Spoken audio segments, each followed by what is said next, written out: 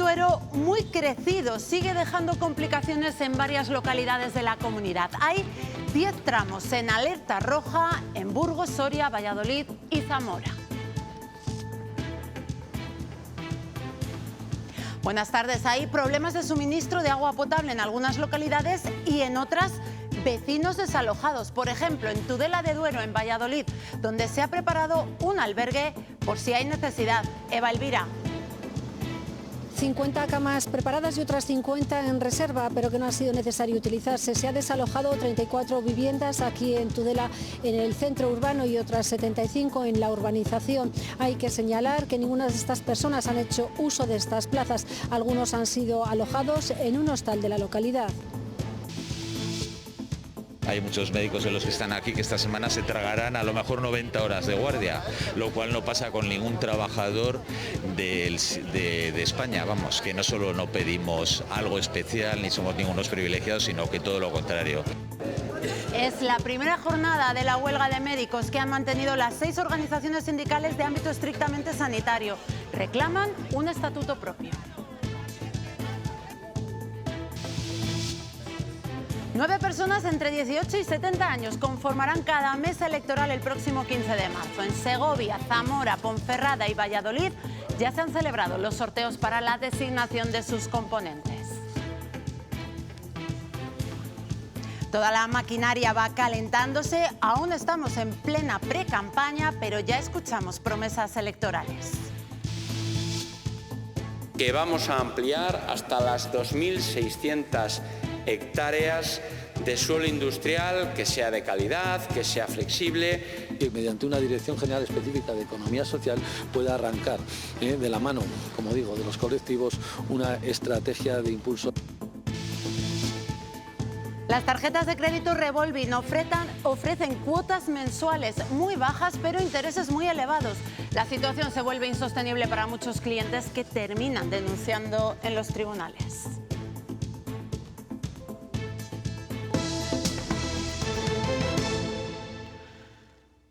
La situación está mejorando, pero aún hay muchas localidades pendientes del cauce de los ríos. La CHD mantiene una treintena de avisos en la cuenca. El Duero experimenta una crecida histórica que tiene en alerta, por ejemplo, a los vecinos de Tudela de Duero. Eva. La crecida del río Duero en esta localidad vallisoletana es histórica. Solo los más antiguos recuerdan que en 1948 hubo una aún de mayor calado, pero muchos de ellos lo recuerdan por lo que le comentaron sus padres. Hay que indicar que el Duero ha obligado a desalojar varias zonas, una de ellas aquí al lado del río y otra una urbanización. Ninguna de estas personas ha hecho uso de las plazas que se han habilitado en el albergue y han sido realojados en casa de familiares o amigos. 3 familias, eso sí, han hecho uso del hostal Ideal, que les ha alojado de forma gratuita. Los vecinos de Tudela de Duero siguen pendientes del cauce del río. No recuerdan una igual desde hace décadas. En lo que es esta vivienda, 50 años. Y no habíamos conocido una crecida como esta. Tenía yo 2 años en el 48, que ya esta fue mucho más gorda. Se metió en esta casa de mi madre como 1,5 metros de altura. Y desde entonces ha habido crecidas, pero no como esta de grande. Están achicando agua para evitar que los contadores se paren. De momento tienen luz y siguen en sus casas. Situación distinta a la de los vecinos de la Flor de Castilla, 34 viviendas que fueron desalojadas a las 21 horas del domingo. Muy complicada porque de anoche ahora ha subido el nivel del río bastante y andamos pendientes de la situación del río. Plazas de garaje, trasteros, todo. Está todo inundado abajo, toda parte de abajo está inundada. Cada uno intenta hacer muros para evitar que el agua entre en sus hogares. Intentar tapar lo máximo posible para que no entre, entonces vamos a intentar con este caucho tapar la entrada por abajo. Si sube y pasa el caucho, poco más podemos hacer. Le pondremos los sacos para hacer un poco de presión. También hay desalojadas 75 viviendas en la urbanización El Camping. El ayuntamiento ha dispuesto de 50 camas en el auditorio, otras 50 en reserva. Están libres. 3 familias han sido alojadas en el hostal Ideal de la localidad. En un comunicado, el consistorio ha indicado que el nivel está bajando y esperan que la tranquilidad vuelva al pueblo. Otro municipio afectado en Valladolid es Aldea Mayor de San Martín. Hay viviendas inundadas por la crecida del arroyo y vecinos que se han tenido que refugiar en casas de allegados. Además, hay problemas por falta de agua potable.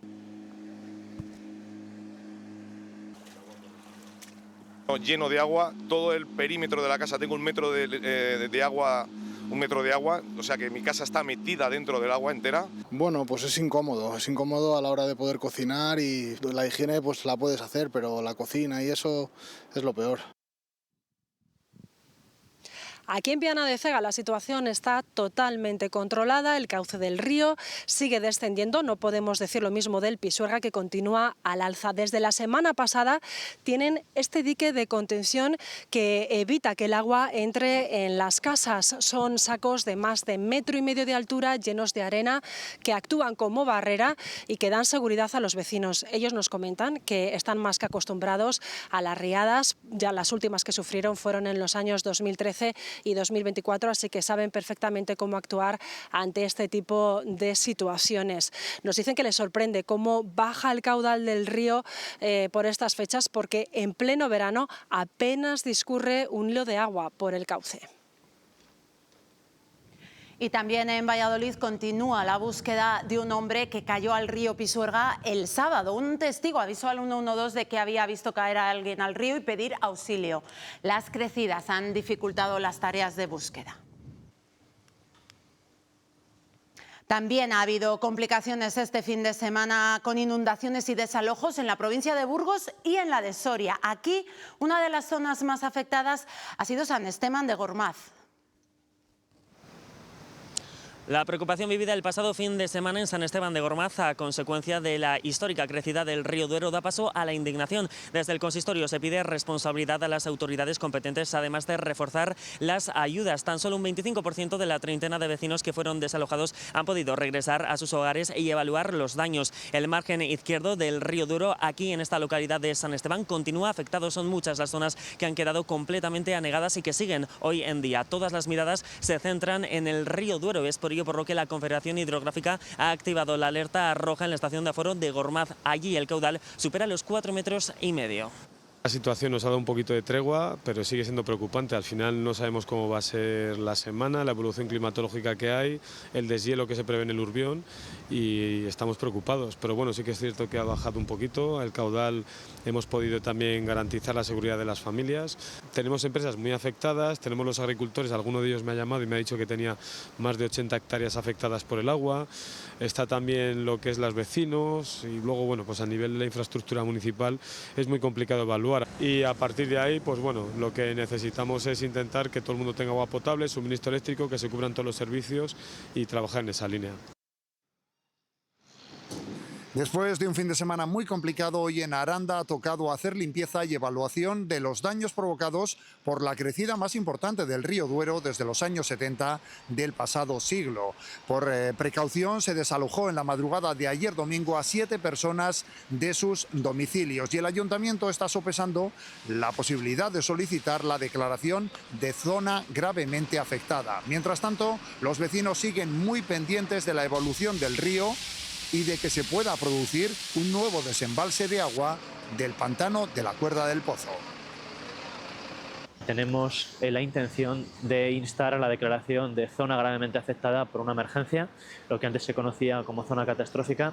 Yo vivo aquí hace 36 años y es la primera vez que se me ha metido el agua. Más de medio metro estaba inundado, y ahí ha llegado y ya hemos dicho, bueno, pues a sacar el agua, pero claro, si vuelve...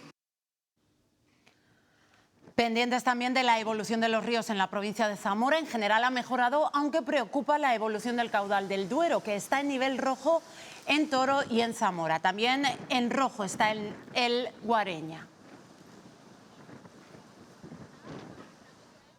Precisamente las crecidas del Duero en Zamora están generando turbidez en las redes de abastecimiento de agua en algunos municipios de la provincia, entre ellos Fresno de la Ribera, que ayer por la tarde daban la noticia de que el caudal había llegado a cubrir el pozo del que se hace la extracción del agua para la población. La Diputación ya está suministrando agua embotellada hasta que se solucione el problema. Nos avisaron ayer que probablemente que saldría el agua turbia.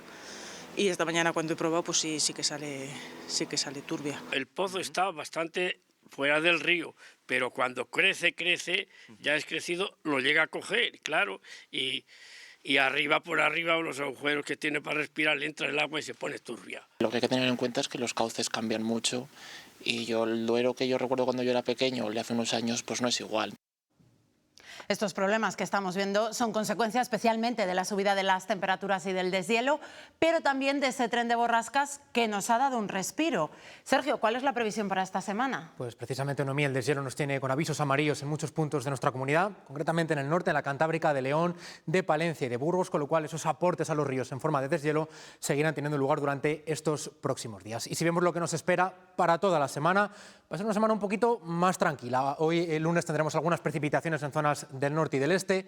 Mañana martes sin lluvias. El miércoles vuelve una borrasca, pero que en principio solo nos afectaría durante ese día, y a partir del jueves y el viernes ya comienza a estabilizarse bastante la situación, aunque las temperaturas mínimas podrían volver a bajar a valores negativos. Primera jornada de la huelga de médicos. En Castilla y León ha tenido un seguimiento del 20% de media. El paro ha sido del 27% en atención hospitalaria y del 9% en atención primaria. Es la primera semana de las 5 previstas hasta junio, una al mes. En Palencia vemos que se han concentrado frente al Hospital Río Carrión.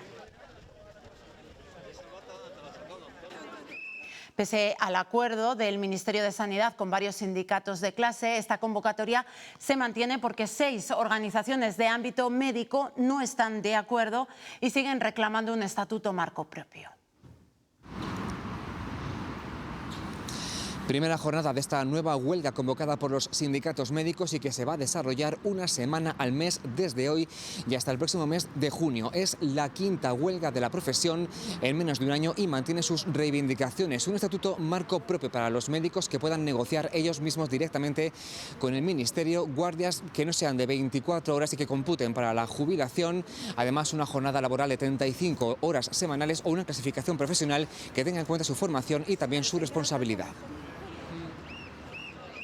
Es la 4ª vez en un año que paran y seguirán haciéndolo hasta junio. Hay muchos médicos de los que están aquí que esta semana se tragarán a lo mejor 90 horas de guardia, lo cual no pasa con ningún trabajador de España. Vamos, que no solo no pedimos algo especial ni somos ningunos privilegiados, sino que todo lo contrario. Los servicios mínimos son elevados y muchos pacientes no lo han notado. La cita normal a las 10:30 y sin problema. Ninguna diferencia. No sabía si iba a estar la médica. No me ha afectado. Muy bien todo. Los médicos están en contra de la reforma del Estatuto Marco del Ministerio de Sanidad pactada con los sindicatos generalistas, pero no con los sanitarios. No cuenta con los médicos, ya desde el año pasado el nivel de negociación o de interlocución con nosotros ha sido siempre bastante malo. El texto mejora las condiciones del estatuto que tenían en 2003, pero dicen es insuficiente. Un estatuto propio para negociar las condiciones laborales específicas de los médicos. Las guardias deben ser voluntarias y que deben pagarse por encima de la hora ordinaria y que deben organizarse y limitarse en el tiempo. Además de una clasificación profesional diferente, porque ellos tienen 11 años de estudios antes de ejercer.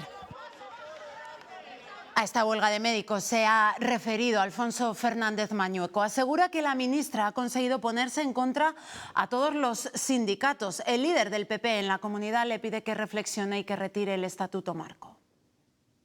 Que retire de manera inmediata ese estatuto básico y que haga una negociación real con los profesionales de la medicina y, en segundo lugar, que en vez de provocar huelgas nos dé lo que le pedimos, que eso sí que es una competencia suya, que es que ponga a disposición de todas las comunidades autónomas más médicos especialistas a nuestra disposición. Los trabajadores de Correos de Zamora también han comenzado hoy su calendario de concentraciones. Aseguran que la plantilla se ha reducido en los últimos años en un 50% y eso, denuncian los trabajadores, no les permite realizar un trabajo de calidad. En algunos casos, añaden, llegan a acumular retrasos de hasta 5 días en las entregas, una situación que se agrava en las zonas rurales. Algunos se están llevando 15 y 20 pueblos. Están haciendo 200 kilómetros. Tienen que llevar las cartas, colocárselas y repartírselas. Y todo eso en 5 horas, porque tienen solo 2 horas y media para repartir todos esos pueblos, es imposible.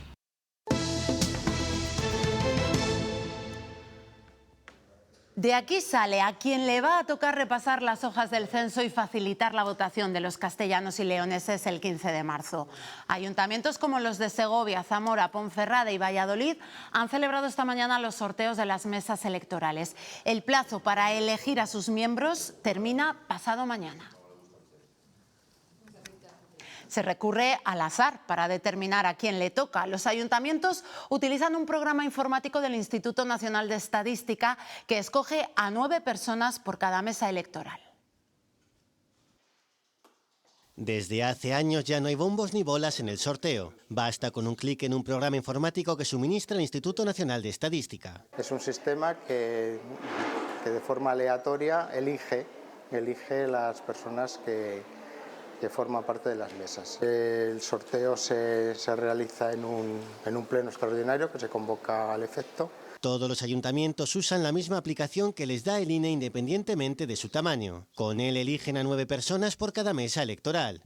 El presidente, los 2 vocales y 2 suplentes para cada puesto entre un amplio sector de la población. Tener 18 o más años el día de las elecciones, en este caso será haber nacido el 15 de marzo del 2008 o antes y tener hasta 70 años. Para ser presidente de mesa hay que tener bachillerato o educación superior, mientras que para ser vocal se exige la educación secundaria. Solo se puede elegir a un ciudadano para la mesa electoral de la zona en la que está empadronado, es decir, no para otro colegio de su localidad. Si nos toca ser mesa... En el caso de haber sido elegidos, recibiremos en casa una notificación y este año, como novedad, también estará la posibilidad de recoger esa notificación de forma electrónica. Lo facilitarán las webs de algunos ayuntamientos como el de Valladolid con el programa clave o el certificado digital.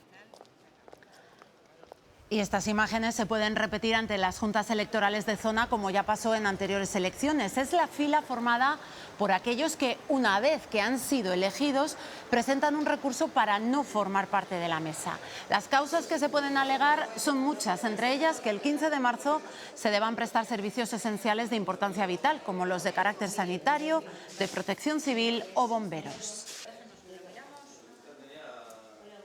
El líder del PP en Castilla y León ha visitado en la provincia de Segovia una empresa dedicada a la fabricación de embarcaciones de aluminio. Desde allí ha anunciado la ampliación de suelo industrial en los polígonos de la comunidad para favorecer el asentamiento de nuevas empresas. Conseguir una tierra próspera y de futuro pasa, para el líder autonómico del PP, por ofrecer empleo de calidad en la comunidad y para ello es necesario, asegura, aumentar el suelo industrial disponible. Anuncio como novedad que vamos a ampliar hasta las 2.600 hectáreas de suelo industrial que sea de calidad, que sea flexible, que también sea accesible y que esté dotado de energía renovable. Suelo a bajo precio que, además de para la implantación de nuevas empresas, sirva para fomentar la competitividad. Y hacerlo además desde la calidad, desde la innovación y también desde la apuesta por la sostenibilidad y la internacionalización. Propuestas útiles, subraya, como la bonificación del peaje para usuarios recurrentes o la puesta en marcha de ayudas que palíen las consecuencias de los temporales. A los agricultores y a los ganaderos, a los particulares allí donde no lleguen los seguros, ayudar a los ayuntamientos con maquinaria y con personal para las actuaciones de emergencias, para la reparación de las infraestructuras públicas. De cara al 15 de marzo, recuerda que él sale a ganar, dejando claro al resto de partidos que si fuera necesario llegar a acuerdos, las condiciones se impondrían desde el territorio y no desde Madrid. El secretario general del PSOE en Castilla y León se ha reunido esta mañana con representantes de la economía social en Salamanca. En este contexto, Carlos Martínez ha querido destacar que 1 de cada 3 castellano y leonés ha tenido que salir fuera de la comunidad para desarrollar su proyecto vital y que 1 de cada 4 vive en riesgo de exclusión social, sobre todo en el medio rural.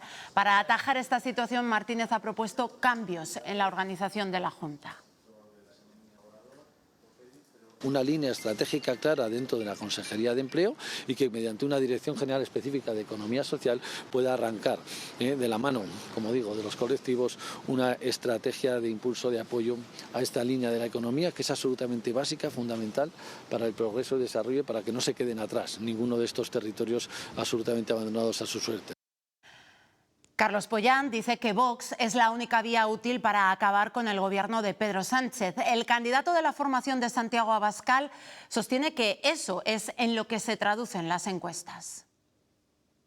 El voto útil verdadero en esta campaña electoral y en las que vengan es a Vox. Está claro que cuanto más Vox hay menos Pedro Sánchez y no, como dice el Partido Popular, que hay que concentrar su voto en ellos para acabar con Sánchez.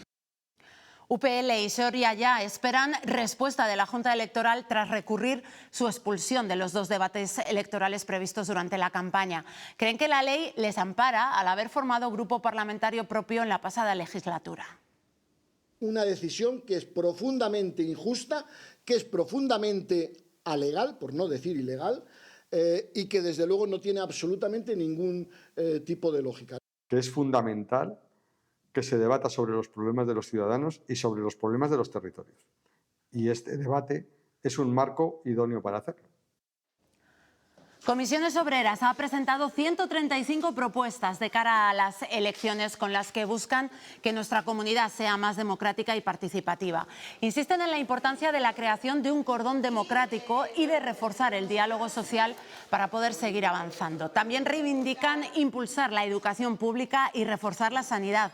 Consideran que la atención primaria es una prioridad a la que se debería destinar el 25% del presupuesto.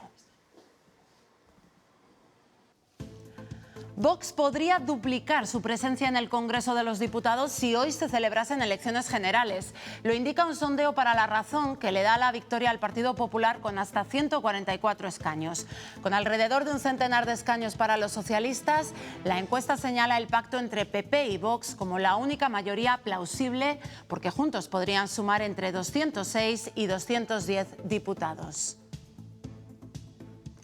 Otra encuesta para El Español esboza un escenario muy similar. Pronostica un ligero aumento del apoyo al PP, un fuerte ascenso de Vox y un descenso de PSOE. Sumar y Podemos, que juntos no llegarían a los 113 escaños.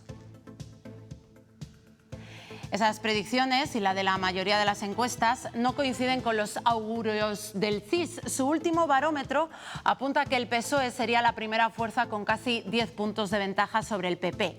Sitúa a Vox con tendencia ascendente en tercer lugar, mientras que Sumar tendría un 7% de apoyo y Podemos no llegaría al 4%.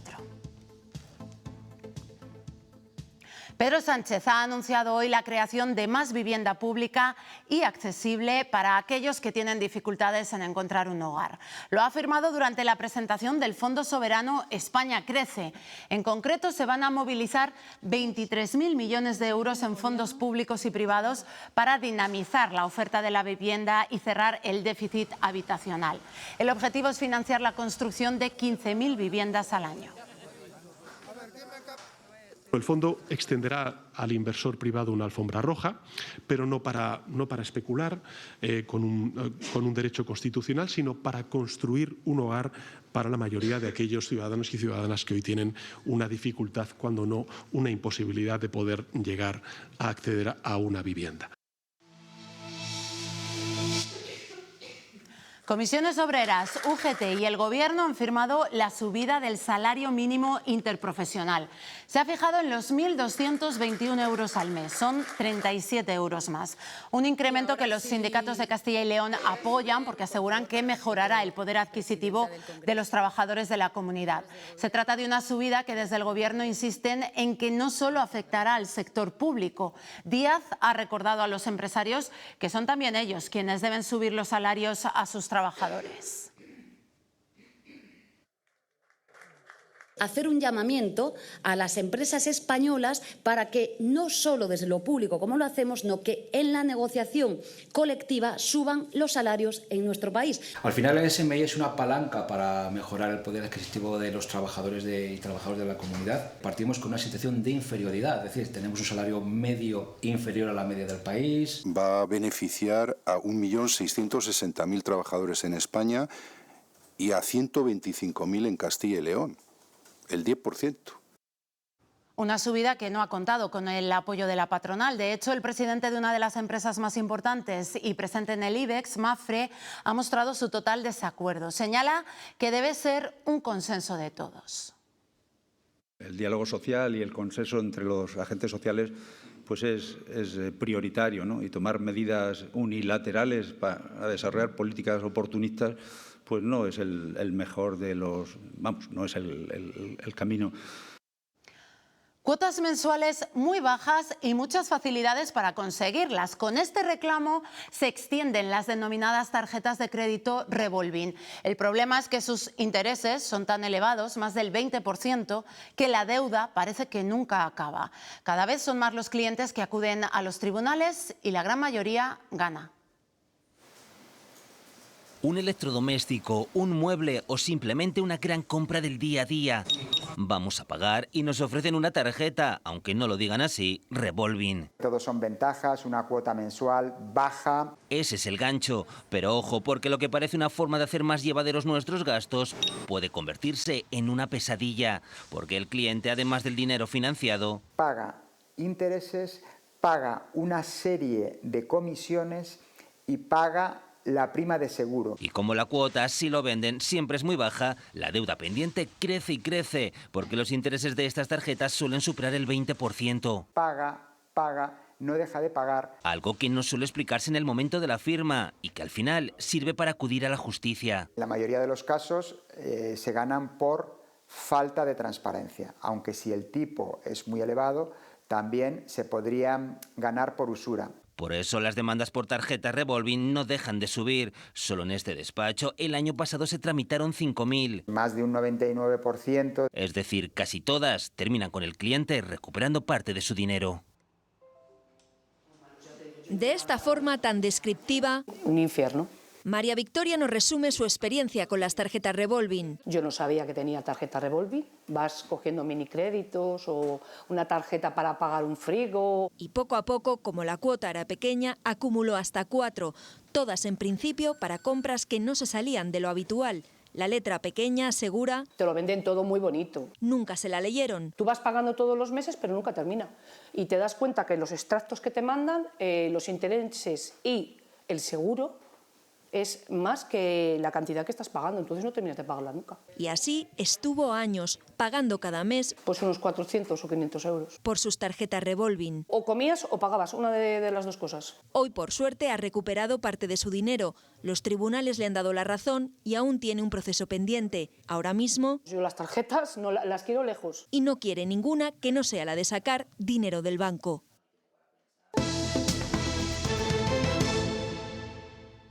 A mi edad ya no tengo trabajo allá y pues aquí puedo apoyar en algo, pues vamos a esperar que esta ley nos ayude, nos dé la oportunidad a nosotros que somos personas que lo necesitamos. Es una de las personas inmigrantes que se encuentran en situación irregular y esperan acogerse a la regularización anunciada por el Gobierno. Las ONG que trabajan habitualmente con estas personas llevan semanas empleándose para asesorarlas legalmente en unas gestiones que no siempre son sencillas. Además, el texto legal es aún solo un borrador que debe concretarse más.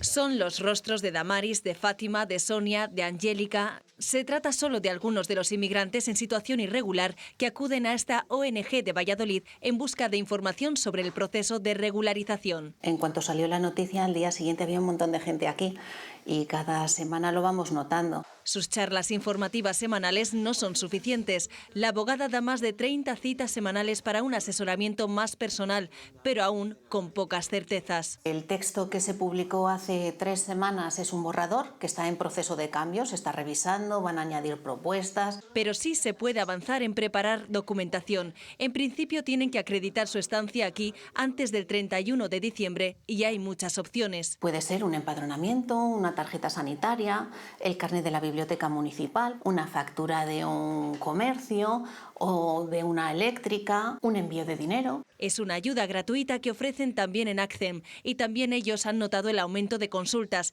cerca de 500 en la comunidad. Estamos en las diferentes provincias teniendo reuniones, tanto a nivel de interior, subdelegaciones de gobierno, incluso con el delegado de gobierno, para ver de qué manera podemos establecer algunas pautas. Estas organizaciones coinciden en el mensaje: llamada a la calma y la prudencia y a esperar el texto legal definitivo. ¿Se puede frenar la despoblación cuando la vivienda se convierte en palanca de arraigo? ¿Puede el problema de la escasez de vivienda en zonas tensionadas convertirse en una oportunidad para frenar la despoblación? El proyecto Tu Techo Rural contesta con datos a este interrogante. Conectando casas vacías con familias que necesitaban un hogar y una segunda oportunidad, aquí en Paredes de Nava han demostrado un impacto positivo. 19 familias ya se han trasladado al municipio. Un aprendizaje que puede servir para el resto de la comunidad autónoma y también para el resto del país. Lo presentaremos más adelante en Madrid, pero hemos querido empezar en Paredes de Nava porque realmente es un caso paradigmático de cómo se puede hacer un proyecto que funciona. Tu Techo básicamente se dedica a adquirir viviendas, esas viviendas las alquilan los ayuntamientos y esos ayuntamientos ponen en marcha un proyecto siempre acompañado, no solamente de viviendas, sino el apoyo social, que hace que gente que quiera buscar una vivienda pueda tener una segunda oportunidad, y en este caso el proyecto de Tu Techo Rural, que arraiguen en el entorno rural, ¿no? 91 artistas vinculados con León han participado en este proyecto, una reinterpretación coral del Jardín de las Delicias del Bosco. Cada creador hace su lectura y su proyecto, y así se consigue un nuevo jardín habitado por múltiples lenguajes plásticos. Esta muestra está en la sala de exposiciones del campus de Ponferrada.